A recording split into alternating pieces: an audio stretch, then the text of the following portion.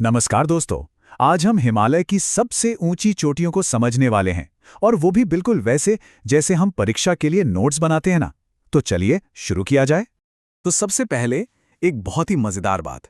हिमालय सिर्फ कोई पहाड़ नहीं है, ये दुनिया की सबसे ऊंची पर्वतमाला है। हाँ हाँ बिल्कुल।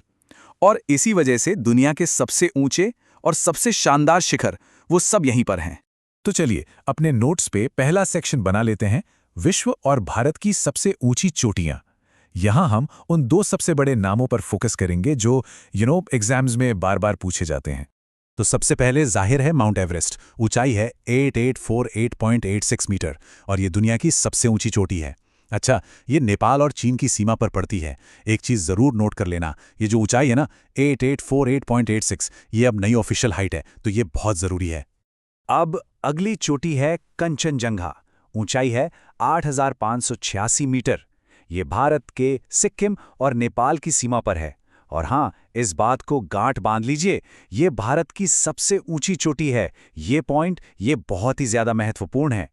ठीक है, तो अब कुछ और प्रमुख हिमालयी शिखरों पर भी एक नजर डाल लेते हैं जो परीक्षाओं के लिहाज से काफी जरूरी हैं। ये नाम भी आपके नोट्स में होने ही चाहिए फॉर श्योर। तो ये है नंगा पर्वत, 8126 मीटर ऊंचा। ये पाकिस्तान के कब्जे वाले कश्मीर में है और पता है, इसे किलर माउंटेन भी कहते हैं। काफी खतरनाक माना जाता है इसे। इसके बाद आता है धौलागिरी। ऊंचाई है 8167 मीटर। अब इस चोटी की एक खास बात है, और वो ये है कि ये पूरी तरह से नेपाल के अंदर ही है। अच्छा जी, अब बात करते हैं मकालो की।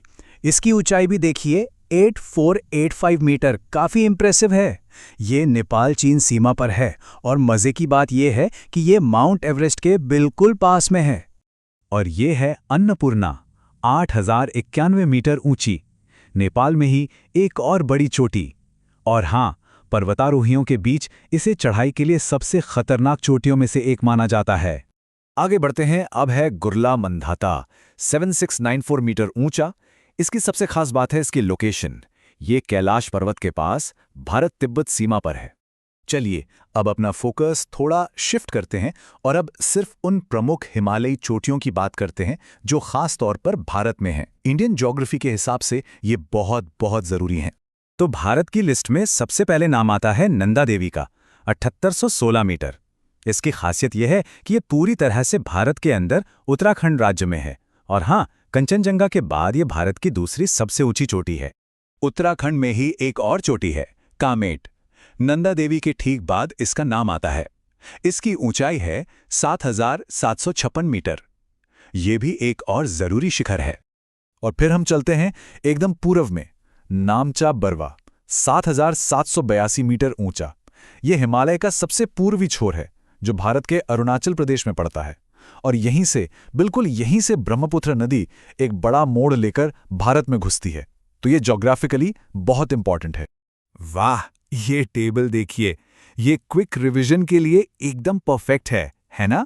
यहां आप भारत की सारी प्रमुख चोटियों को, उनके राज्यों को और उनकी ऊंचाई को एक ही नजर में देख सकते हैं और कंपेयर कर सकते हैं।